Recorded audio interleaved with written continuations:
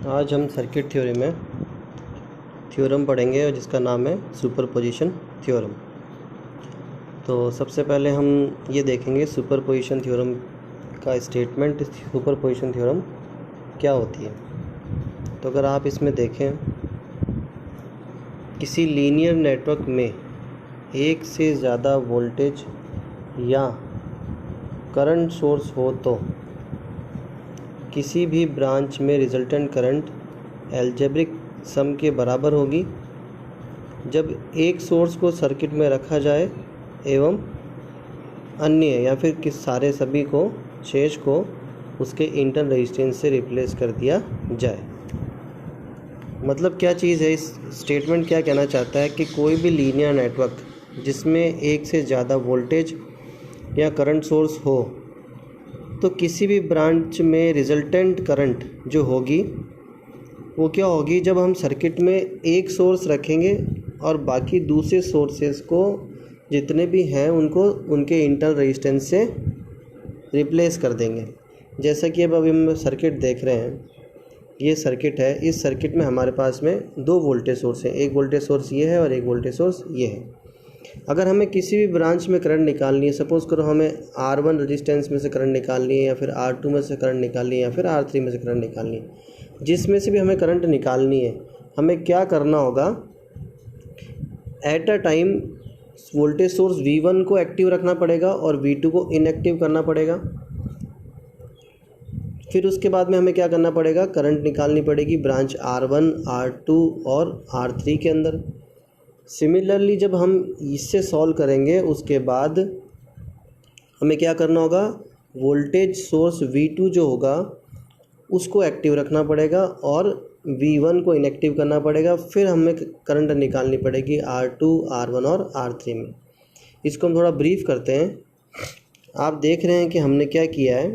First जो हमारा step रहेगा वो क्या रहेगा? ये वाला सर्किट जो इधर वाला शो किया है, इसमें हमने क्या किया है कि वोल्टेज सोर्स V1 को तो एज इट इज़ रखा है और जो V2 था उसको शॉर्ट सर्किट किया है। यहाँ आप देख रहे हैं V2 को शॉर्ट सर्किट किया है। और अगर यहाँ पर इंटरनल रेजिस्टेंस लगा होता इस बैटरी V2 का तो यहाँ पर रेजिस्टेंस भी आता, लेकिन अभी इसमें कोई रेजिस्टेंस नहीं है इसलिए रेजिस्टेंस नहीं लिया गया। तो क्या करेंगे? वोल्टेज V1 को हमने एक्टिव रखा और V2 को शॉर्ट किया। सर्किट हमारे पास एज इट इज़ रहा। ये सर्किट जो है हमारे पास में एज इट इज़ रहा। अब हम क्या करेंगे? बैटरी से निकलने वाली करंट I1, जो बैटरी से करंट निकलने वाली वो कौन सी करंट है? I1। जब I1 यहाँ तक आएगी तो दो पार्ट में डिवाइड हो जाएगी, I2 और I3 में। तो I2 और I3 में जब डिवाइड होगी तो R2 वाली करंट I2 और R3 में जो करंट जाएगी वो I3। तो हमें बेसिक करना क्या है? सबसे पहले I1 कैलकुलेट करनी है और I1 को कैलकुलेट करने के लिए हमें सर्किट का टोटल रेजिस्टेंस निकालना होगा। तो टोटल रेजिस्टेंस कैसे कैलकुलेट होगा कि यहाँ इस पॉइंट से इस पॉइंट तक R2 और R3 दोनों किस में हैं? पैरेलल में। तो सबसे पहले पैरेलल को हमें सॉल्व करना पड़ेगा। R2 और R3 पैरेलल में, जैसे कि मैंने यहाँ पर लिखा हुआ है, और R1 जो है वो उसके साथ सीरीज़ में है। ये R1 रेजिस्टेंस जो है वो इन दोनों पैरेलल के साथ में सीरीज़ में है। तो R2 और R3 का जब पैरेलल कॉम्बिनेशन होगा वो कैसे होगा? दोनों रेजिस्टेंस का मल्टीप्लाइड डिवाइड बाय दोनों रेजिस्टेंस का समेशन। और क्योंकि R1 उसके सीरीज़ में है तो हमने R1 उसके साथ ऐड कर दिया। तो टोटल रेजिस्टेंस जो आया वो क्या आया? R1 plus R2 R3 upon R2 plus R3। जब हमारे पास में टोटल रेजिस्टेंस आ गया, इसका मतलब क्या हुआ कि हमारे पास में एक सर्किट बन गया जो ऐसी बैटरी है और उसके साथ एक रेजिस्टेंस है। ये टोटल ये रेजिस्टेंस जो है वो RT बन गया और ये बैटरी जो है वो V1 है। करंट यहाँ से आएगी। तो ये करंट निकालने के लिए I1 निकालने के लिए हमें क्या करना पड़ेगा? I1 is equal to V1 upon RT। ये हमने यहाँ शो किया है, I1 is equal to V1 upon RT। तो इस तरह से हम यहाँ पे करंट निकालेंगे। तो RT की वैल्यू हमारे पास में ऊपर से आ गई है, तो RT की वैल्यू हमने यहाँ पर लिख दी। तो V1 अपॉन दिस, तो ये हमारे पास में करंट आई। अब जो करंट I1 हमारे पास में आई है ये दो पार्ट में डिवाइड होगी I2 और I3। तो सबसे पहले हम I2 और I3 निकालने के लिए हमें क्या करना होगा, हम करंट डिवीज़न लॉ देखते हैं। करंट डिवीज़न लॉ क्या कहता है कि जब हमारे पास में दो ब्रांच है, एक ब्रांच ये है और दूसरी ब्रांच ये है, इस वाली ब्रांच के अंदर करंट I1 है और इस वाली ब्रांच के अंदर करंट I2 है। तो और यहाँ से जो एंटर होने वाली करंट है वो टोटल करंट है I। जो करंट I आई है वो I1 में जाएगी और I2 में जाएगी। तो अगर हमें I1 फाइंड आउट करना होता है तो कैसे फाइंड आउट करना है, I1 के सामने कौन सी करंट है, I2 जिसका रेजिस्टेंस है R2, तो सामने वाला resistance divide by total resistance R1 plus R2। मतलब मैंने क्या किया, I1 निकालने के लिए सामने वाला resistance divide by total resistance R1 plus R2 multiplied by total incoming current, जो करंट क्या आ रही है I1। तो हमें क्या करना होगा, फॉर्मूला लगाने के लिए सामने वाला resistance divide by total resistance multiplied by total current. तो हमें I2 निकालनी है, तो आप देखिए I2 करंट निकालनी है तो सामने इसके रेजिस्टेंस कौन सा है, I2 के सामने I3 वाला मतलब R3। तो R3 divide by R2 plus R3, इन दोनों का सम। क्या किया हमने, I2 निकालने के लिए सबसे पहले सामने वाला रेजिस्टेंस R3 लिखा है यहाँ पर, divide by R2 plus R3 multiplied by total incoming current कौन सी है, I1। ये वाली करंट मल्टीप्लाई अपन ने I1 यहाँ पर कर दिया। इस तरह से अपन ने I1 कैलकुलेट करी। अब I1 की वैल्यू कहाँ है हमारे पास में, ये ऑलरेडी निकाली हमने I1 की वैल्यू, तो ये I1 की वैल्यू यहाँ पर हमने सब्सटीट्यूट कर दी। जब हमें I2 निकाल ली है उसके बाद सिमिलरली हम क्या करेंगे, I3 करंट निकालेंगे। और I3 करंट निकालनी है तो देखिए वही फॉर्मूला रहेगा, सामने वाला resistance divide by total resistance. I3 जो है निकालनी हमें है तो सामने रेजिस्टेंस कौन सा है, R2। तो देखिए हमने क्या लिखा, सबसे पहले ऊपर R2 divide by total resistance मतलब समेशन R2 प्लस R3, तो ये हमने R2 प्लस R3 लिखा, multiplied by total incoming current. Incoming current कितनी है यहाँ से आने वाली, I1, तो हमने मल्टीप्लाइड बाई कर दिया I1 की वैल्यू हमारे पास में यहाँ पर गिवन थी, तो हमने I1 की वैल्यू यहाँ पर सब्सटीट्यूट करी और हमारे पास में I3 की वैल्यू आ गई। I3 की वैल्यू हमारे पास में क्या आई, V1/R2। ये जो सॉल्व करने के बाद, सर्किट को सॉल्व करने के बाद हमारे पास में करंट आ गई I3। मतलब हमने I3 कैलकुलेट कर ली, I2 कैलकुलेट कर ली और I1 कैलकुलेट कर ली। मतलब हमने ये करंट कैलकुलेट कर ली, ये करंट कैलकुलेट कर ली और ये करंट कैलकुलेट कर ली। कब कैलकुलेट करी, जब हमने V1 को एक्टिव किया था और V2 को इनएक्टिव किया था। सेम प्रोसेस हमारे साथ में कब क्या रहेगा, जब हम V2 को एक्टिव करेंगे और V1 को इनएक्टिव करेंगे। और हमें करंट फाइंड आउट करनी है I2 डैश, I1 डैश और I3 डैश, ये तीनों करंट फाइंड आउट करनी है। तो I2 डैश निकालने के लिए हमें क्या करना पड़ेगा, जैसे कि हमने पहले किया, हमें सर्किट का टोटल रेजिस्टेंस फाइंड आउट करना पड़ेगा। तो सर्किट का टोटल रेजिस्टेंस कैसे फाइंड आउट करेंगे, R1 और R3 पैरेलल में होंगे और उसके साथ में सीरीज़ में कौन होगा, R2। तो देखिए हमने लिखा है R1 और R3 पैरेलल में है और R2 उनके साथ सीरीज़ में है। पैरेलल का जो फॉर्मूला था वो क्या होगा, R1 R3 divide by R1 plus R3 और प्लस जो सीरीज़ में रेजिस्टेंस है वो R2। तो ऐसे हमारे पास में टोटल रेजिस्टेंस आ गया RT। जब RT आ गया हमारे पास में तो हमने क्या करना है, ये सारा सर्किट का जो रेजिस्टेंस है वो एक रेजिस्टेंस बन गया। मतलब हमारे पास सर्किट कैसा बन गया, एक रेजिस्टेंस बन गया और बैटरी ऐसे कैसे रह गई, यहाँ पर ये बैटरी ऐसे कैसे रह गई। अब यहाँ से करंट फाइंड आउट करनी, जो कौन सी करंट है, I2 डैश। तो I = V/R मतलब V2/RT और RT वैल्यू हमने यहाँ पर सब्सटीट्यूट कर दी, तो हमारे पास में I2 डैश करंट आ गई।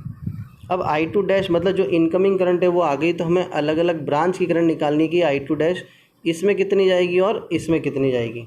तो इसके लिए क्या करना पड़ेगा, हमें करंट डिवीज़न लॉ लगाना पड़ेगा। करंट डिवीज़न लॉ कैसे लगेगा, हमने भी किया था।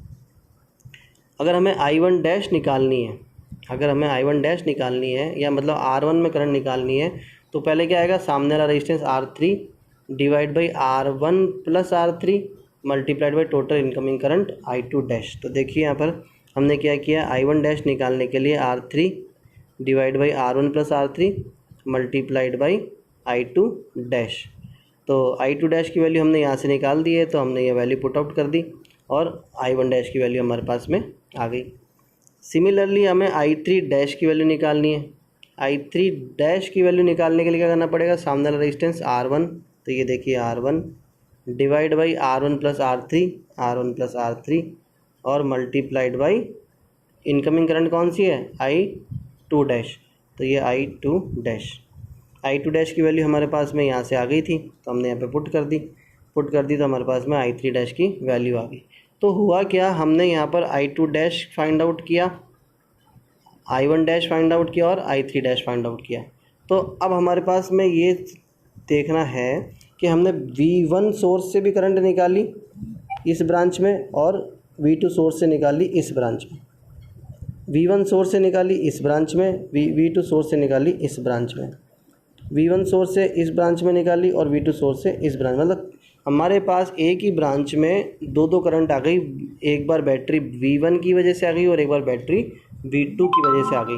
तो हमें क्या करना होगा, सर्किट को सॉल्व करने के लिए इसको कंबाइन करना पड़ेगा। क्या करना पड़ेगा, जॉइन करना पड़ेगा। जॉइन कैसे करेंगे, ऐसे देखिए, अब हमने सर्किट को पूरा एलोबरेट किया है।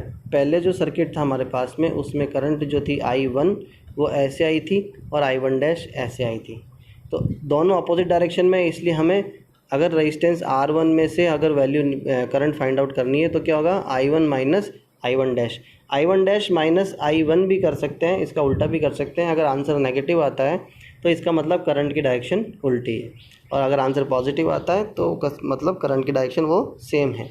अभी हमने अज्यूम किया I1 माइनस I1 डैश, इसका मतलब करंट अगर प्लस आती तो इसका मतलब ऐसे फ्लो होएगी, और अगर माइनस आता है इसका मतलब करंट ऐसे फ्लो होएगी। इसी तरह से हम R2 के अंदर करंट निकालेंगे B और C के बीच में।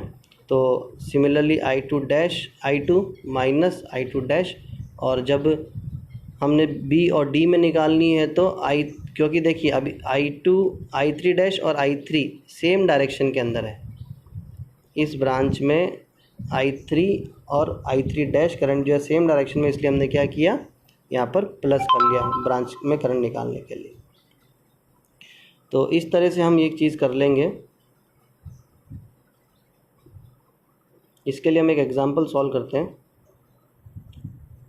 इसके लिए हमने एक एग्जांपल लिया है, ये सर्किट लिया है। इस सर्किट में 4 वोल्ट की बैटरी है, 1 ओम का रेजिस्टेंस, 2 ओम का रेजिस्टेंस, 3 ओम का रेजिस्टेंस और एक बैटरी और है 2 वोल्ट की। क्वेश्चन ने क्या बोला हमारे को कि हमें करंट फाइंड आउट करनी है इस वाली ब्रांच में, A और B के बीच में करंट फाइंड करनी। तो हम क्या करेंगे, सबसे पहले इस सोर्स को इनएक्टिव करेंगे और इसको एक्टिव रखेंगे, इसमें करंट निकालेंगे, इसमें करंट निकालेंगे और इसमें करंट निकालेंगे।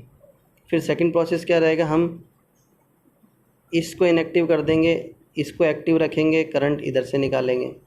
तो जब 4 वोल्ट की बैटरी से करंट अपन ऐसे निकाल ली थी, 2 वोल्ट की बैटरी से करंट ऐसे निकाल लेंगे। इन दोनों का जो डिफरेंस आएगा वो इस ब्रांच की करंट आ जाएगी। तो देखिए कैसे किया अपन ने। सबसे पहले अपन ने क्या किया, 2 वोल्ट को शॉर्ट किया।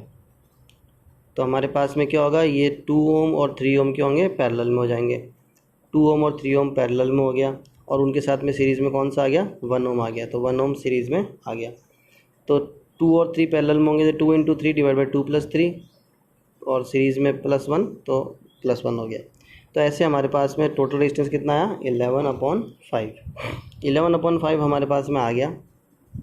तो करंट कैलकुलेट I करने के लिए हमें क्या करना पड़ेगा, I1 इजिकल टू V/RT। जो पूरा इन तीनों रेजिस्टेंस को मिलाकर एक रेजिस्टेंस बन गया था, वो था RT। तो V डिवाइड बाई RT, तो V डिवाइड बाई RT करेंगे तो हमारे पास में करंट आ जाएगी I1। तो हमने ये वाली करंट निकाल ली I1, लेकिन हमें कैलकुलेट किस में करनी है, इस 2 ओम वाली ब्रांच में करनी है। तो इस करंट को जब तक डिवाइड नहीं करेंगे, क्योंकि करंट 2 पार्ट में डिवाइड हो गई, I2 और I3 के अंदर, तो हमें I2 करंट निकालनी है। I2 करंट निकालने के लिए क्या करना पड़ेगा, अपन ने बोला सामने वाला रेजिस्टेंस मतलब 3। तो अब देखिए I2 निकालने के लिए 3 divide by 2 plus 3 total resistance, जो दोनों ब्रांच में रेजिस्टेंस होते हैं उन दोनों को नीचे ऐड करते हैं, और मल्टीप्लाइड बाई जो इनकमिंग करंट है वो कौन सी है, I1। तो मल्टीप्लाइड बाई हमने I1 कर दिया। और I1 कितनी कैलकुलेट करी थी हमने, 20/11। तो देखिए यहाँ पर हमने क्या किया, ये सॉल्व किया, इसको मल्टीप्लाई करके, तो हमारे पास में I2 की वैल्यू आ गई होगी, वो भी किस चाहिए, करंट डिवीज़न लॉ से। तो क्योंकि हमें करंट इस ब्रांच में निकालनी थी, तो हमें I3 निकालने की ज़रूरत नहीं, क्योंकि क्वेश्चन ने सिर्फ हमें I2 पूछा। अगर I3 पूछता हमसे तो हम क्या करते, I3 भी निकालते। कैसे निकालते, सामने वाला रेजिस्टेंस मतलब 2 डिवाइड बाई 2 प्लस 3 और मल्टीप्लाइड बाई क्या करते, इनकमिंग करंट I1 जो कितनी है 20/11। ठीक है, तो अभी ऐसा नहीं करेंगे, हमें सिर्फ जहाँ तक करंट पूछी थी वो हमने करंट निकाल दी। वैसे ये I3 भी निकाल रखी है शीट के अंदर, लेकिन हमें ऐसे निकालने की ज़रूरत नहीं है।